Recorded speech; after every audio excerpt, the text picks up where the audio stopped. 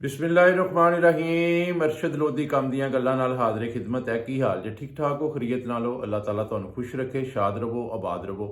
तो अज बड़ी खुशी का वक्त सी। मतलब अलहमदुलिल्लाह मैं रात के काफ़ी लेट घर पहुँचा। अपने बेटे दे शादी के दिन मुकर्रर किए हैं तो उस सिलसिले मैं अज काफ़ी खुश हाँ। एक छोटी जी गल्लां मेरे जहन के जो अज गर्दिश कर रही सन, तो मैं सोचा कि अज उस सिलसिले ही वीडियो बना ली जाए, क्योंकि शादी का वक्त है। तो वो मुताबिक जी है मैं छोटी जी एक पैगाम ही है तमाम दोस्तों, तमाम भैनों कि वो पैगाम से अमल करन। गल यह है कि वो बच्ची जी तुसी विआह के अपने घर लियाते हो नौ बना के, खुदारा कोशिश करया करो कि उस बच्ची को इन्ना प्यार दो कि कम अज़ कम वो मजबूर हो के तुहानू माँ बाप कहना शुरू कर दे। ना कि वो छोटी छोटिया गल्लां ते तनकीद करो कि वो तुहाडे कोल नफरत करना शुरू कर दे। उहदे नाल प्यार मुहब्बत उस तरह ही प्यार करो। बड़ी सिंपल तुहानू मैं मिसाल देना, जिस तरह तुसी अपनी बच्चियां नाल प्यार करते हो। अपनी बच्ची दी जिन्नियां गल्लां वड्डी तो वड्डी गल भी जी होंदी है वो तुसी दरगुजर कर जाते हो, बर्दाश्त कर जाते हो कि कोई गल नहीं, बच्ची हैगी, कोई गल नहीं, बच्ची हैगी है।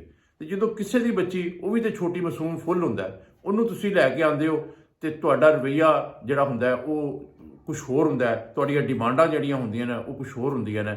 इस तरह नहीं हुंदा कि तुसी किसी की बच्ची नूं विआह के लियाओ तो तुसी कहो कि जी ये रोटी भी पकावे, ये घर दीयां सफाइयां भी करे, ये कपड़े भी धोवे, ये बर्तन भी धोवे, तो सारे मामलात भी चलावे। इंज कदी नहीं होया।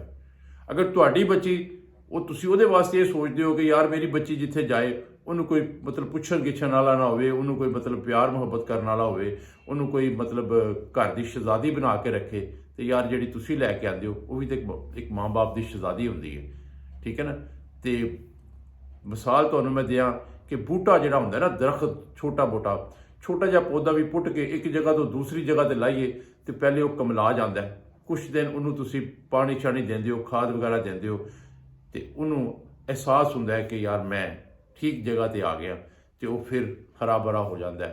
तो फिर वही हरा भरा दरख्त तुहानू फल भी देंदा है, तुहानू छां भी देंदा है, तुहाडे वास्ते खुशी का बायस भी बनता है। तो सेम मिसाल इन्हां बच्चियां दी हुंदी है। बच्चियां जदों अपना घर छड्ड के दूसरे घर च आंदियां ने तो थोड़ियां परेशान होंदियां ने, थोड़ियां सेंसिटिव होंदियां ने कि यार अपने माँ बाप का, अपने भैन भरावां का घर छड्ड के दूसरे घर च आना।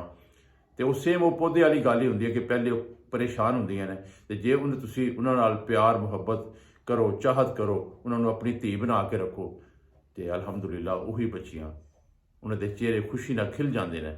तो फिर वो खुशहाल हो जांदियां ने, वो तुहाडे वास्ते खुशी का बायस बनदियां ने और तुहाडी नस्ल नूं अगे वधाउण दा बायस बनदियां ने। तो गल पसंद आई होए तो लाइक तो शेयर कर दिओ। तो इंशाअल्लाह बशर्ते ज़िंदगी कल फिर मुलाकात करांगा। अल्लाह हाफिज़।